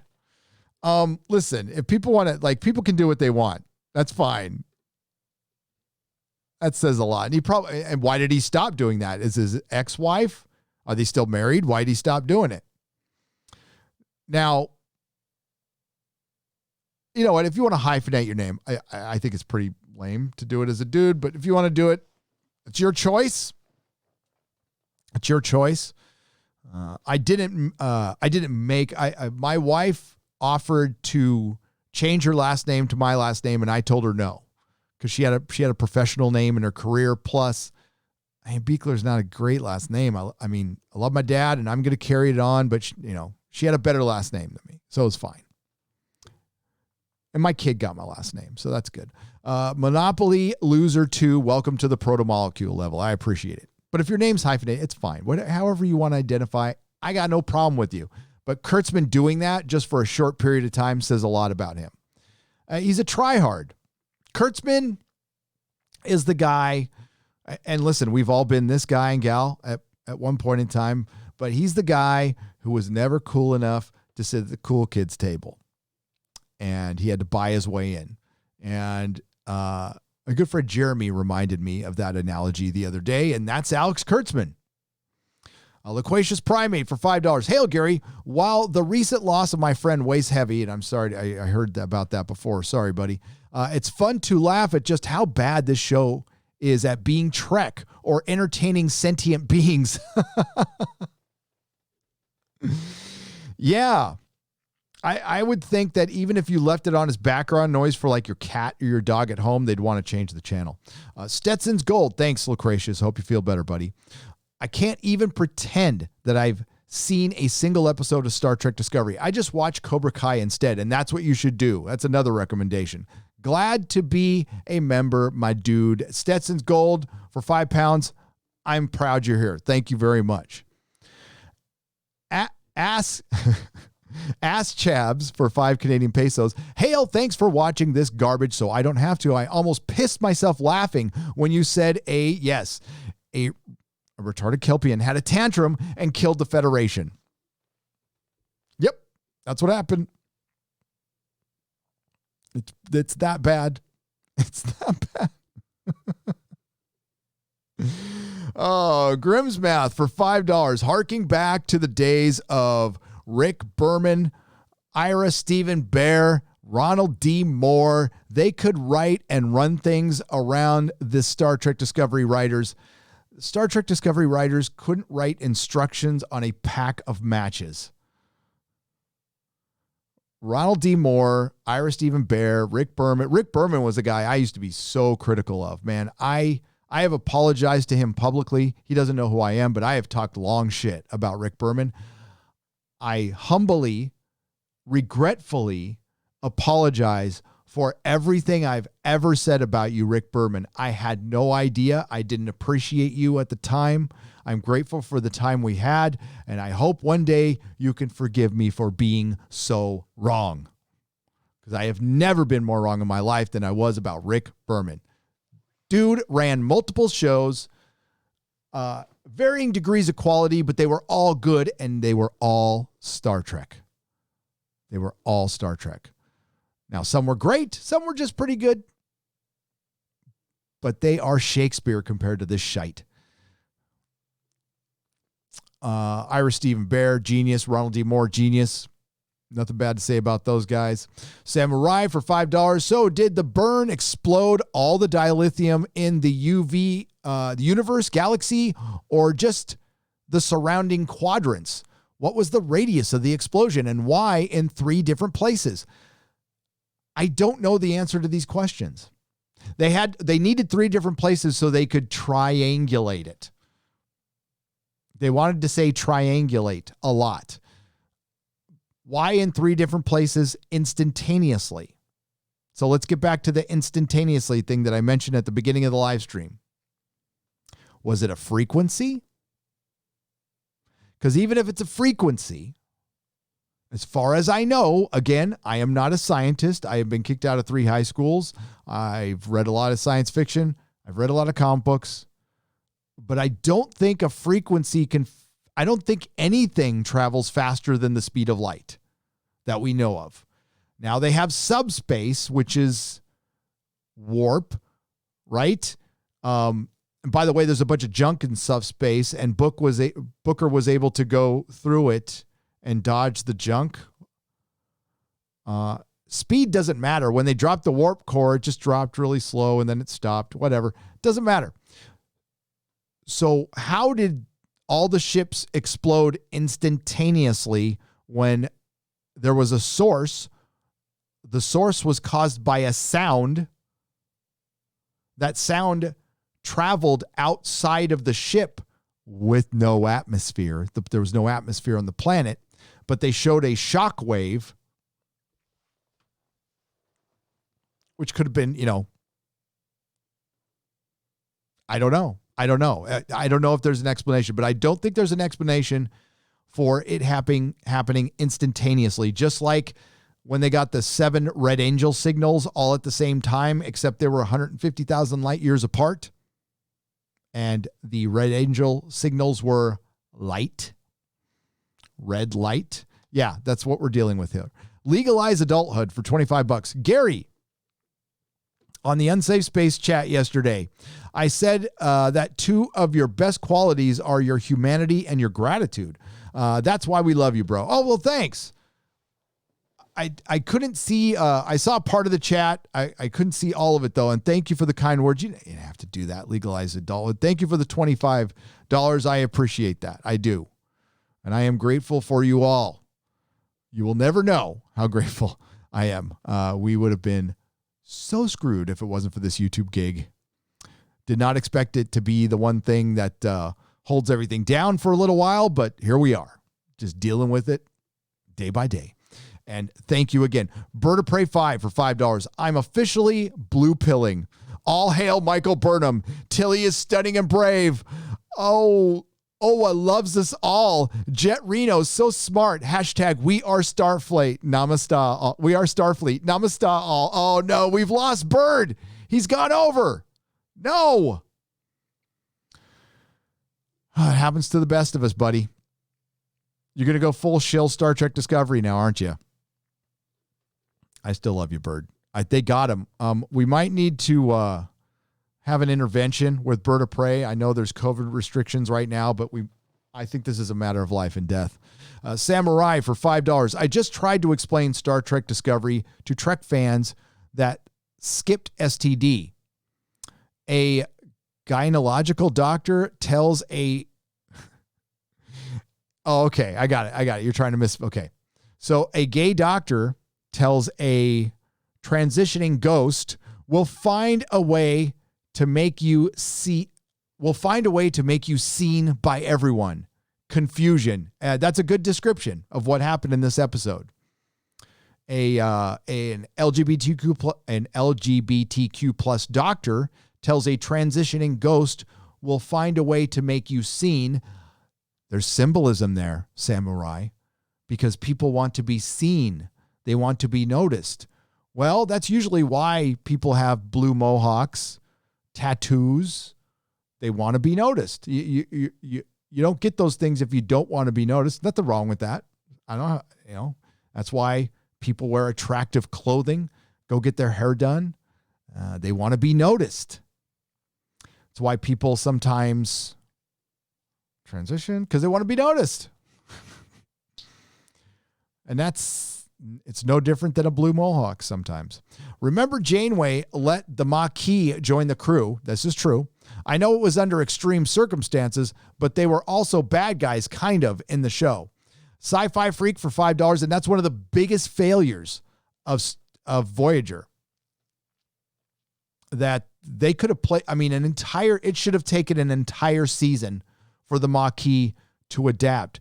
They should have spent the first few episodes helping out, but then being completely mistrusted, locked in their quarters, and for a long, long period of time. It was way too quick. You're not wrong. But that was also 2 decades ago. 2 decades ago. And the writing has regressed. Why bother? Welcome to the Jaloja level. Hail. Right on. Member stream, Sunday, 10:30 a.m. Smooth Jam, California for £2. Ronald D. Moore kind of looks like George Lucas. He really does. He really, really, right down to like having no chin. Christopher Gorey for $4.99.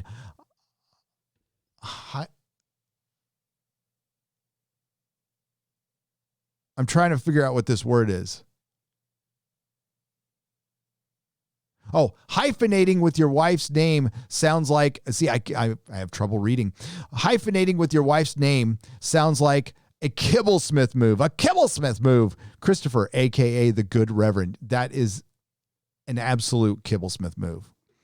Scruffy-looking space plumber, 45 for 5 Canadian pesos. The reason there are no Klingons in the future is because they all decided to kill themselves rather than be a part of the screwed-up future. Oh, I agree. They wanted to die with honor, with true honor. Chris Persia, the Canadian wrench for 5 Canadian pesos. If Sukhal blew up all the dilithium, why did the solid dilithium planet he was on not blow up as well? I don't know.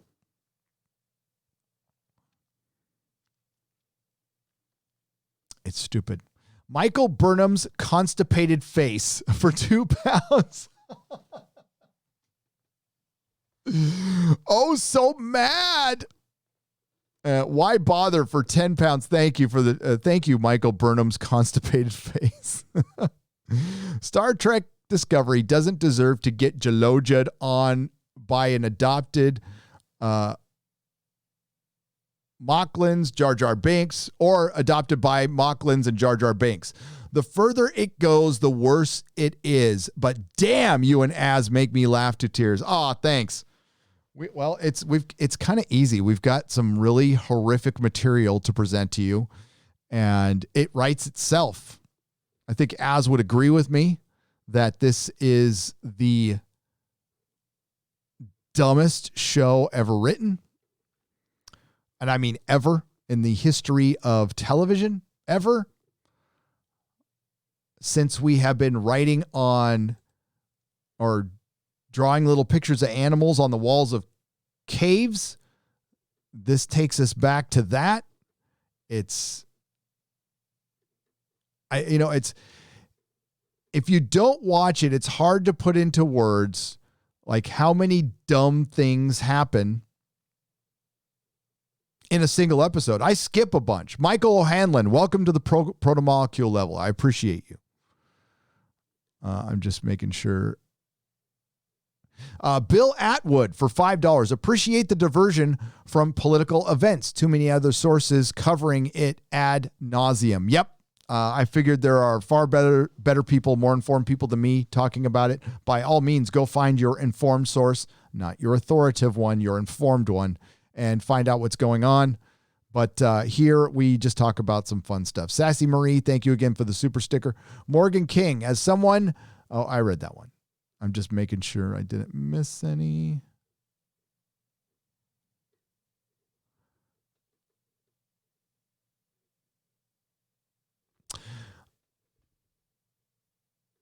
I read that one too. Yeah. So many dumb things happen in a single episode. That's why it's very difficult for even like Red Letter Media. They kind of cracked it a little bit with Picard, how to review a whole season. I have been trying to crack that code too. And it's been hard because I don't want to leave anything on the cutting room floor. There's too much dumb to cover. And I think it's the sheer quantity of dumb. I mean, there's dumb in everything, but it's just the sheer quantity of it. I mean, every scene has something contradictory to Star Trek's values or canon or just good writing, just plain ass good writing.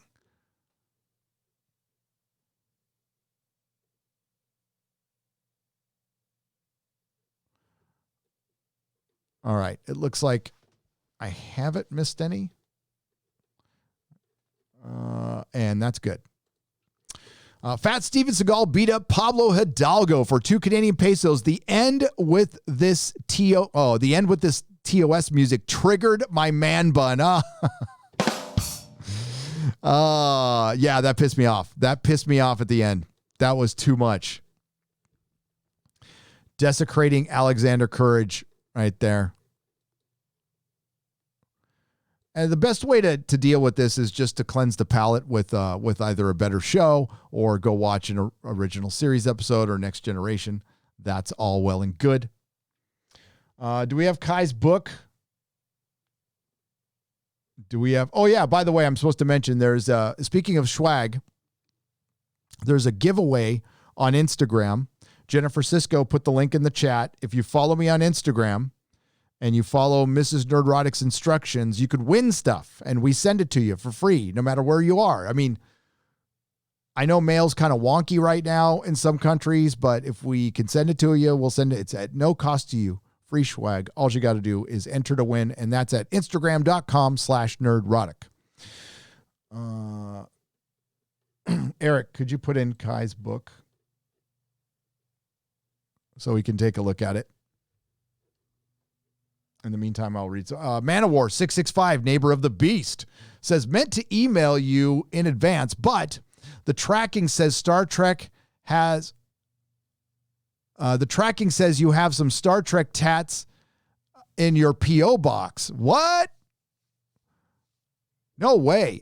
Yes, I'm sorry. I haven't been to my P.O. box in a month. The last time I went to my P.O. box, I got in a car accident. Somebody ran a light and hit me. I just got my car back last night, and the accident was in late November. It destroyed the front end of my car. She went through I was coming off a freeway, and then I went under the bridge. It was I-15. She was coming on I-15 South, and she was coming on the on-ramp. She ran a red light, and it was a Dodge, and I turned left as fast as I could so I wouldn't T-bone her and cut her car in half because I have a big FJ Cruiser, and I was able to avoid that, but I hit her front end, and she crunched my front end, and there was nothing I could do, man. And she's lucky she didn't get T-boned by a bunch of cars. I was ahead of the pack because the light had turned green. We're going through, and she's just like, ba-ba-da-ba-da-ba-da. That was bad. It was bad. Everybody's okay, though. Everybody's okay. And yeah, Lady Gravemaster got in a car accident, and she's okay. Her family's okay. There will be an announcement on Friday Night Tights about that. What if I live on a dilithium planet? Can I win? Fat Steven Seagal beat up Pablo Hidalgo. Yes. basically, if you live in Star Trek Discovery world, if you're born near something, you get its attributes. So if you're born near a library, you've read all the books. I don't know, but no, it's dilithium is a crystal. It's a crystal. So if I'm born near some quartz, then apparently if I have a temper tantrum, I can set off all the quartz near me. And it was supposedly in the galaxy, by the way. To answer the question, the burn happened throughout the galaxy. I don't know if it happened in the universe. They didn't set that parameter. Thank you, Eric. Here we go.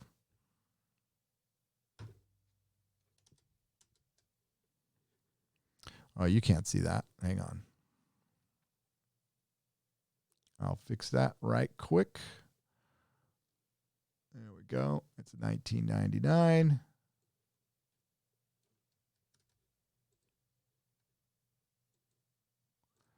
Should have these things set up in advance, but I don't. There we go. This is Kai's book, Space Crime Domino. An alien from beyond our universe arrives on Earth and interrupts events already in motion, rearranging the unseen threads that weave human lives together. Mike, a spacefaring pirate on a rescue mission, encounters the alien being and a pair of displaced teenagers, Natalie and Will, in a galaxy reeling from the wounds of a recent war. The incident sets his crew on a collision course with a tenuous and unsavory special agent kept in check only by an idealistic officer from the Ministry of Science. This is by Kai MFS. He is one of the individuals who was in and around some of the places that use the hashtag The Fandom Menace. He's been a viewer of my channel, a friend of my channel for a long, long time. This is a brilliant undertaking. This is no joke. Go buy his book. And if you want to support independent content, independent creators, this is the place to do it. There's going to be a new independent surge. It's going to be hard to find this stuff because with new gates, we get new gatekeepers. You never get rid of the gatekeepers. But what we can do is help each other out as much as possible. Kai has certainly supported me for years, so I am going to support him. And anybody else has a book out there, I don't have time to read entire books, but if you have chapters you want to send, I will eventually get to it. If you got a comic book, a short comic book, I'll, just send me a digital copy. I'll read it if I have time. I'm working on my own creative endeavors. As a matter of fact, I am currently writing a chapter for the author Stephen Walton for Volume 2 of The Phantom Menace. I'm going to write the Doctor Who chapter. It has begun. And he's going to have to do a lot of editing because I cannot spell. So go buy Kai's book. It's available on Amazon today, and it's for $19.99. If you got it, if you got the $19.99. And there's Kai right there. Kai's a good guy. How's that for a plug, buddy?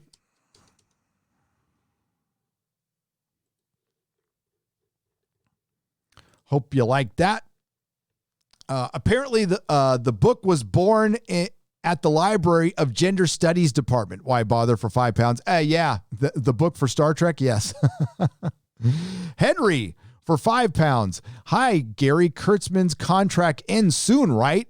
I miss Counterpart. Will you review Wheel of Time? The books are great, but the show could be super woke. I think the show is going to be super woke. Yes, I will be reviewing it. Absolutely will be reviewing it. I miss the hell out of Counterpart. I love that show. Season 1 was great. Season 2 was good, but it was rushed because it got canceled. But it ends at a good note. If you want to see J.K. Simmons, one of his finest performances, it's on Amazon or Showtime. It's a show called Counterpart. It's bizarre and it's great. Kurtzman has a 5-year contract. I don't think it's been 5 years yet. It was 2018, 19, 20, next year. It ends next year.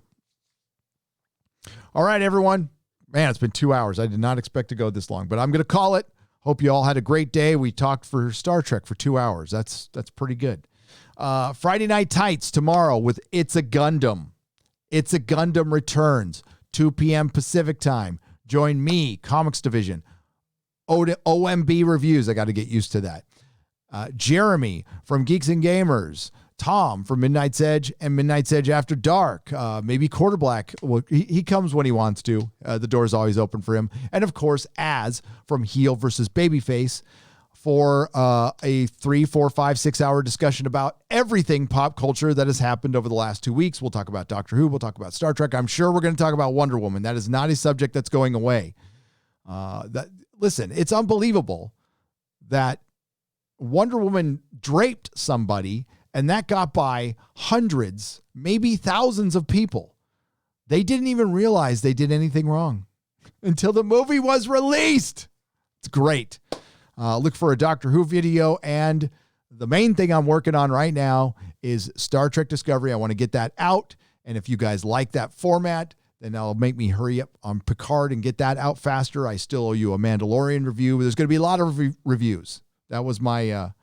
I don't do resolutions, but that's one of my goals is to do more reviews. You guys are responding like you loved the last 2. So thank you. Responding like crazy. Thanks to everyone who has subscribed to the channel and liked and shared the videos. It really does help. Thanks to everyone who commented, good or bad, interacted, good or bad. It helps. Thank you very much. It's a little tough time on YouTube right now because of the politics going on. Things had somewhat gotten back to normal, and then yesterday happened, and it just happened. So, so you probably won't get your notification from your pop culture YouTuber, so you might want to check, help other people out as well. Thank you to Lady Gravemaster for producing this episode. Thank you to Perry Chan, who I think we're damn near at 16,000 subscribers for Nerdrotic Daily. It's unbelievable. We have two videos over 100,000 views, which is unbelievable for a channel that's a month and a half old. It's brilliant. This Nerdrotic Live is doing great. It's almost at 40,000 subscribers. This live stream will be on Nerdrotic Live when it is done in a couple of hours. And that's all. Thanks to the Modrotics. Appreciate all of you. Eric K., Lady Gravemaster, who's in there, and Mark Lerzeth, Chris Persia, Jennifer Sisko, Not Another Red Shirt, Nihilist Shadow. I don't know who. Hi, Jennifer. Thank you for joining, by the way. Lord Thoth. And there's Az right there. What's up, handsome? What's up, Az? That episode sucked, dude. That episode sucked. All right, thanks. If I forgot somebody, I'm sorry. Thanks again to the Modrotics, and most of all, thank you everyone in the chat for taking your valuable time and spending even a little bit of it with me. I appreciate it. See you in the next video. Nerdrotic.com.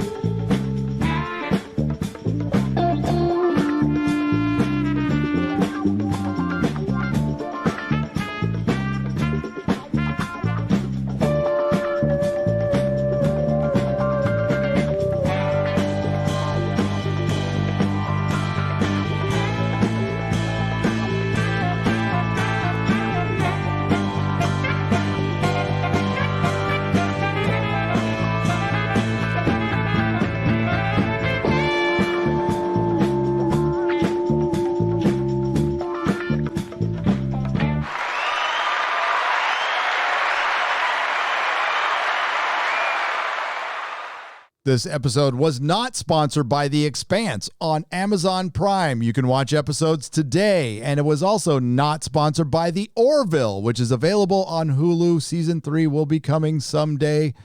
Not soon enough, though. Ciao, everyone.